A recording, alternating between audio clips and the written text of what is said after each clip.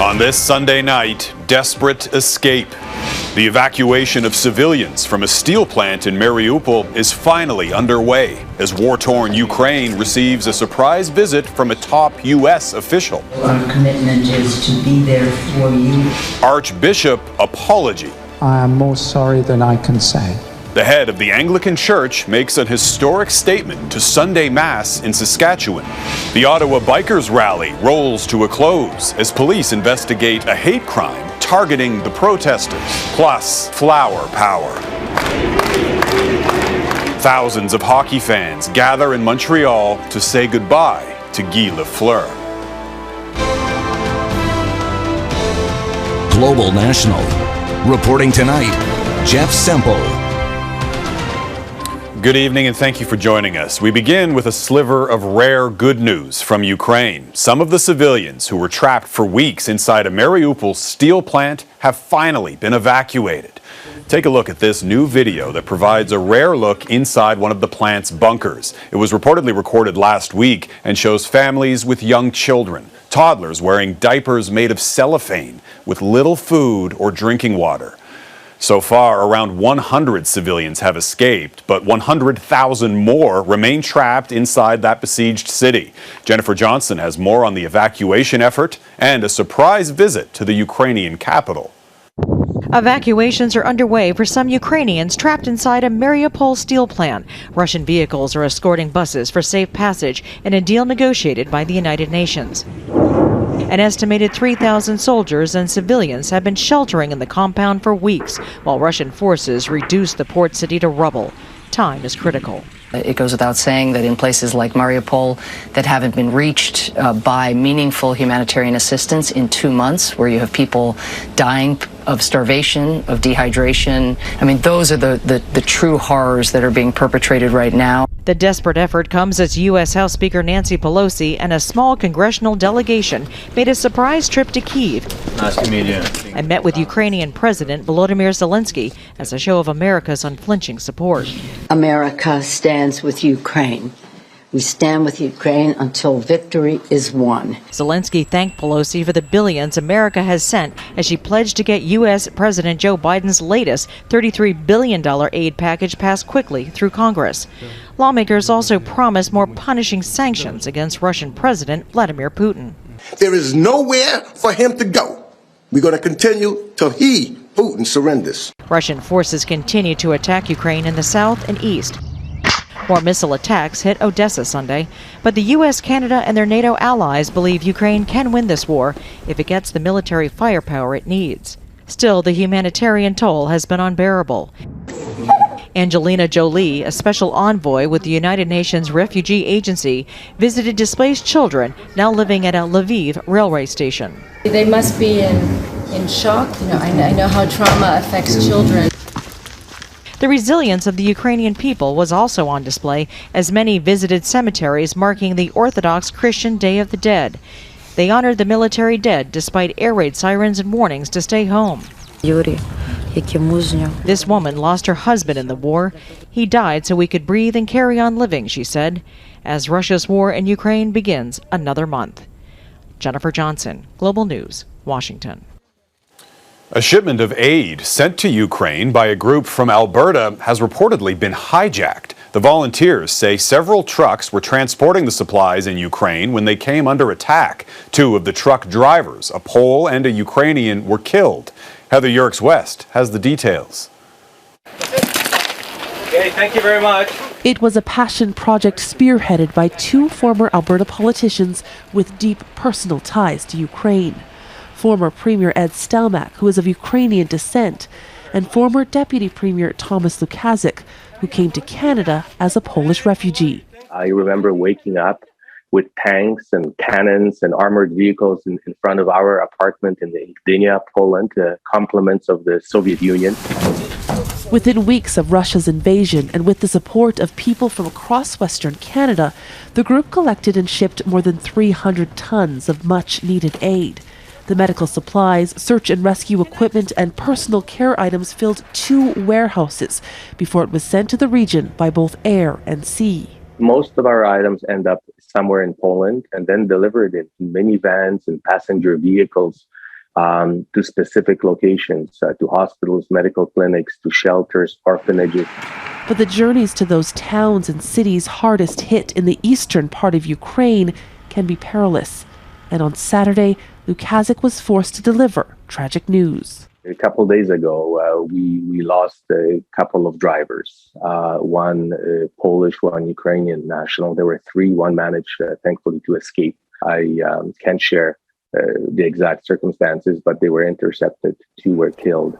Paul Hughes knows this risk firsthand. The former Canadian soldier from Calgary has been in Ukraine since March, completing 50 aid delivery missions across the country so far. Predominantly medical aid and food and shelter-related supplies. Some of these missions are 3-day missions. Like it's the road system here is very challenging. Despite the danger, Lukaszuk says most of the aid collected in Alberta has been able to get to those in need. Thanks to the heroism of these drivers, and there's no other way to describe it. But more than 2 months into fighting, the calls for help are only growing louder. Lukaszuk's team is now focusing on raising money to purchase food and medical aid, while Paul Hughes is prepared to keep making deliveries for up to another year. Heather, Yourex-West, Global News, Calgary. The head of the Anglican Church, the Archbishop of Canterbury, has issued an historic apology to survivors of Canada's residential school system during a visit to a Saskatchewan First Nation this weekend. The Anglican Church ran about 36 residential schools in Canada between 1820 and 1969. Our Nathaniel Dove spoke to one survivor, and a warning: some of the details in his report are difficult to hear. Tom Roberts has been here many times before. It's the site of the Prince Albert Residential School he was forced to attend. Beating us into it, destroying our culture, our way of life, and most of all, our connection with our families. Today, he says, it feels different. The weight I had when I went there yesterday is pretty well all lifted now, and I feel good.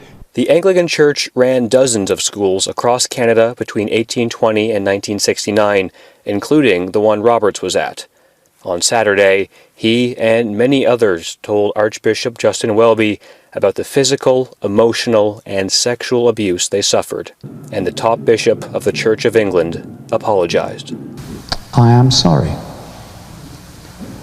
I am more sorry than I can say. It is the rawest, wickedest, most terrible thing to molest a child while you read them the Bible. He said it. A lot of us had tears in our eyes when he said it. I had. My wife took a big sigh of relief.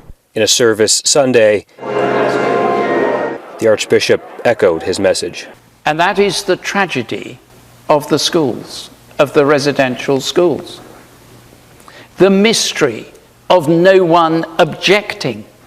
The mystery of no one saying, this is outrageous. Roberts accepts the Archbishop's apology, but says there is a long way to go to heal the damage. He wants as many healing lodges built on reserve as there were churches. For now, though, he says he can rest. I'm relieved.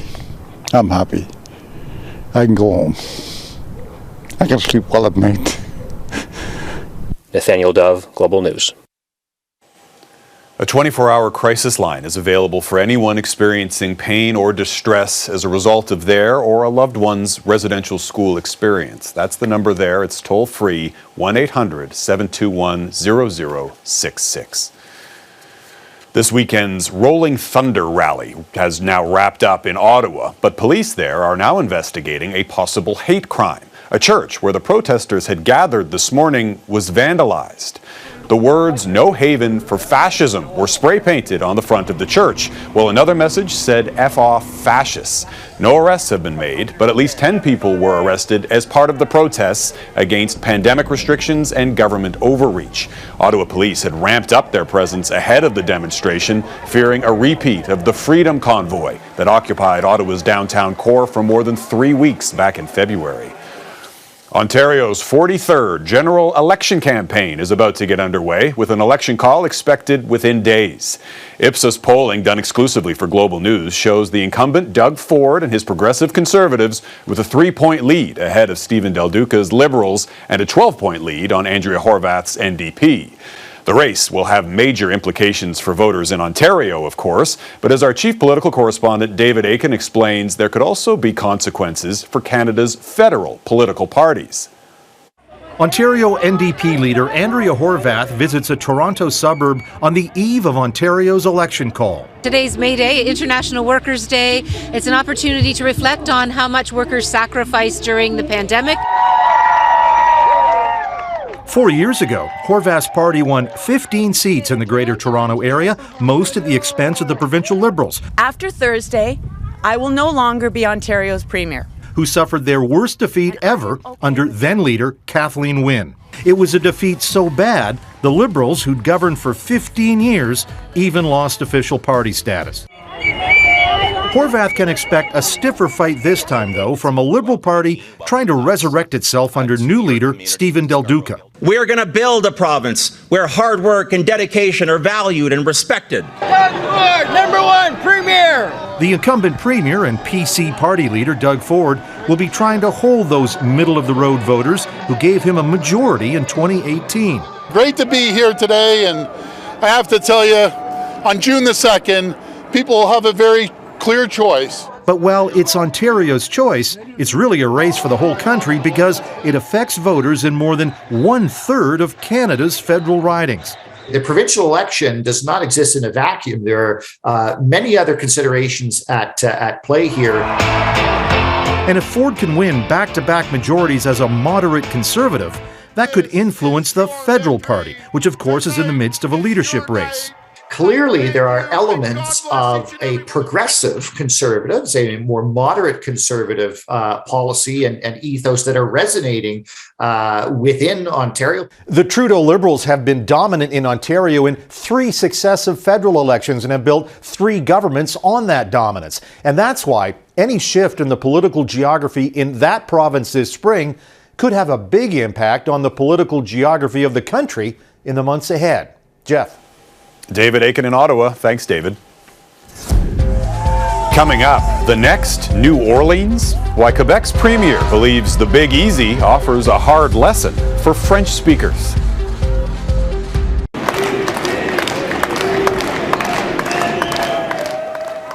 Chanting Guy outside the Bell Centre in Montreal today, hockey fans lined up to pay respects to Guy Lafleur. The Habs great died 10 days ago from lung cancer. Visitation at the arena continues tomorrow, and a public national funeral will be held Tuesday morning in Montreal. Lafleur was 70 years old. For almost 50 years, French has been the only official language in Quebec. But 2 newly formed political parties would prefer the province become bilingual. Both parties are planning to run candidates in Quebec's fall election, targeting ridings with large populations of English-speaking Quebecers, such as Montreal. But as Dan Spector reports, Quebec's premier is pushing back. Bourbon Street, Mardi Gras, jazz music. Many people see the state of Louisiana as a bucket list destination, but Quebec Premier François Legault sees it as a cautionary tale. If Quebec is bilingual, unfortunately, the attraction in North America to English will be so strong that it will be a matter of time before we don't speak French in Quebec and we become Louisiana. Back when it was founded in 1718, New Orleans was known as Nouvelle-Orléans, the capital of the French colony of Louisiane. 300 years later, its connections to the French language are mostly history. French will always be fragile in North America, so we have to protect French. Legault made the Louisiana comments in a week that saw the birth of 2 new political parties in Quebec, who, unlike Legault's Coalition Avenir Québec, consider bilingualism in the province as part of their core values. Bilingualism, is a bedrock idea. It's foundational to Quebec. One is called the Canadian Party of Quebec. The other is led by a former CFL player. Both party leaders are trying to ride a growing wave of Anglo agitation, born out of the Legault government's efforts to strengthen legislation protecting the French language and the sentiment that the usually Anglo-friendly Liberal Party is not speaking up for the linguistic minority. Anger among English speakers is reaching heights perhaps not seen since the 90s. We're starting to see similar parallels to how frustrated and angry the community is and how much the community feels like they're political orphans again. Robert Libman would know. He helped spearhead an Anglo uprising in the 90s when he founded a new party promoting linguistic equality and won 4 seats at the National Assembly. A francophone that becomes bilingual does not weaken the French language and culture. All it does is strengthen that individual's opportunities and horizons for the future. Though Libman isn't sure the new parties will get the traction his did, he feels Legault's Louisiana line gives them a boost. Dan Spector, Global News, Montreal. Still ahead, a Canadian film documents a decade of war through the eyes of Syrian refugees.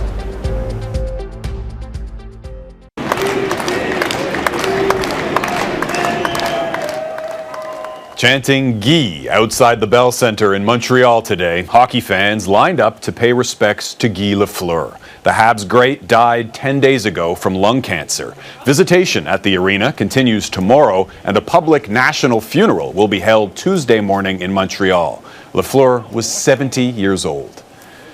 For almost 50 years, French has been the only official language in Quebec. But 2 newly formed political parties would prefer the province become bilingual. Both parties are planning to run candidates in Quebec's fall election, targeting ridings with large populations of English-speaking Quebecers, such as Montreal.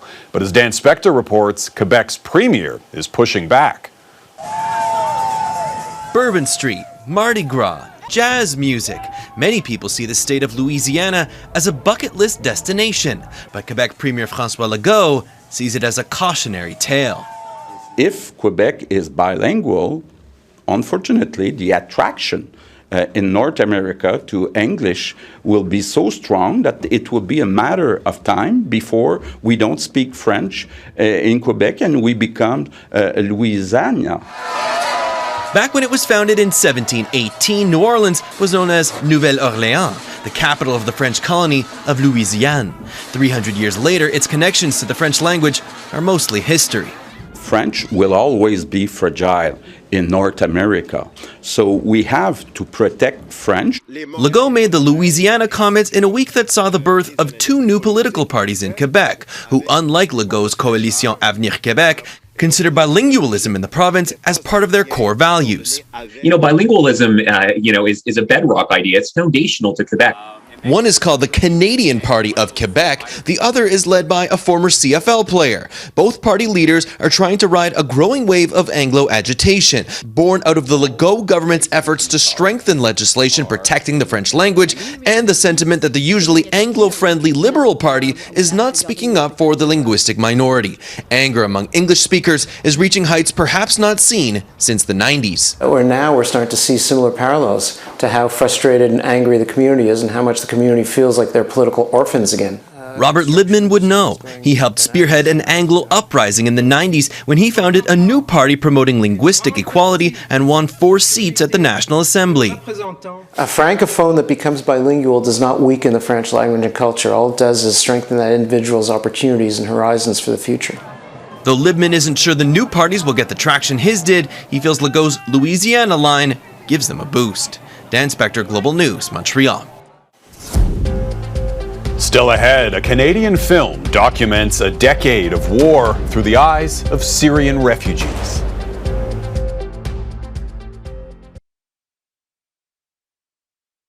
It's been 10 years since civil war forced millions of Syrian refugees to flee their homeland. According to the United Nations, it remains the world's largest displacement crisis. A Toronto filmmaker spent over a decade documenting the war through the eyes of migrant workers. And as Mike Drolet reports, they worry the world has forgotten them.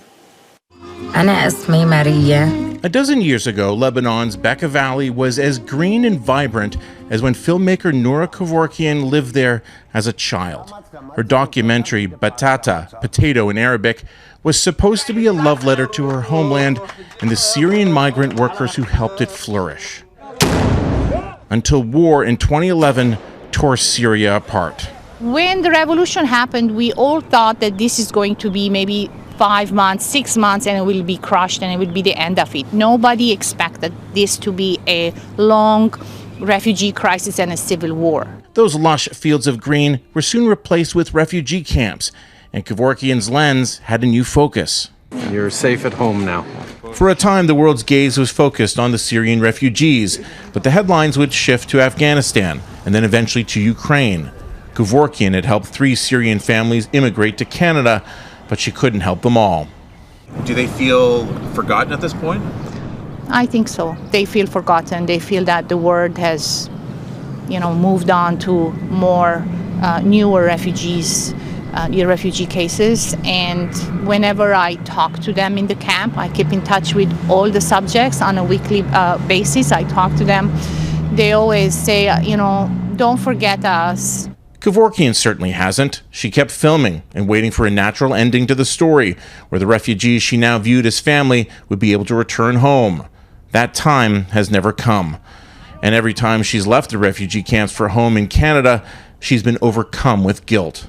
I wasn't prepared emotionally and psychologically to deal with the trauma, the sadness, and the difficulty of being a filmmaker on the ground, capturing with my camera all the sadness and all the devastation. The film is now done and screening for festivals around the world. She kept the name Batata because the story is still about those potato farmers, stateless, desperate, humbled, yet hopeful their lives will turn around, as more war creates more refugees with every passing day.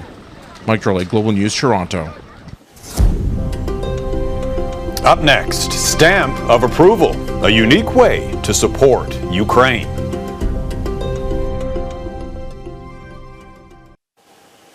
Welcome back. Postage stamps can do a lot more than move your mail. At times, they've been used to commemorate events or support special causes. And recently, they've been generating a lot of attention in Ukraine.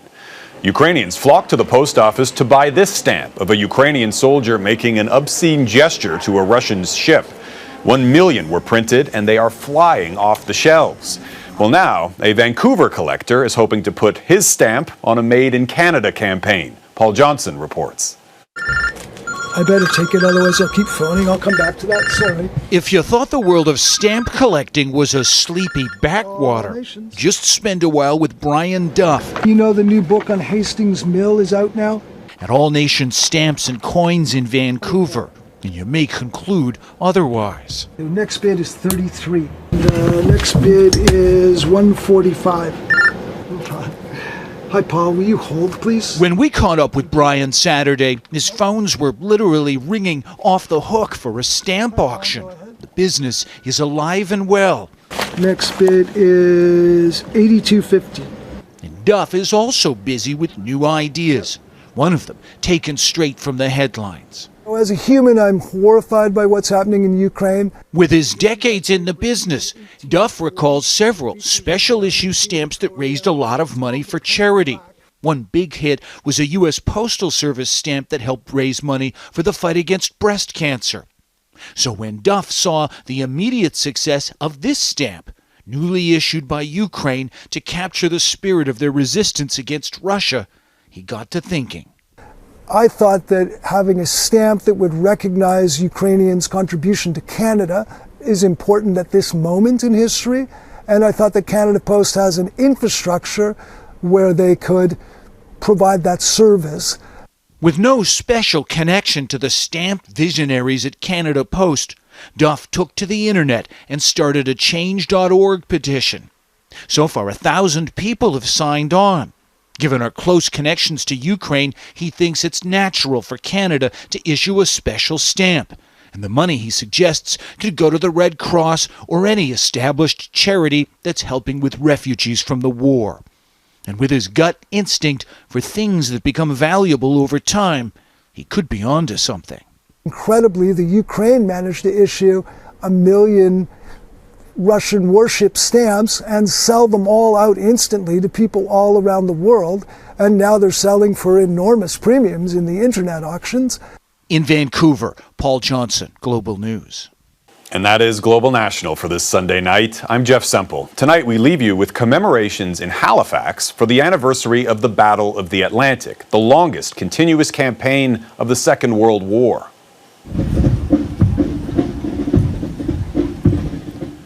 Royal Canadian Navy personnel and veterans honored the sacrifices made by thousands of Canadian sailors who ensured supplies and soldiers made it to the front lines in Europe. Thanks for watching. Have a great night.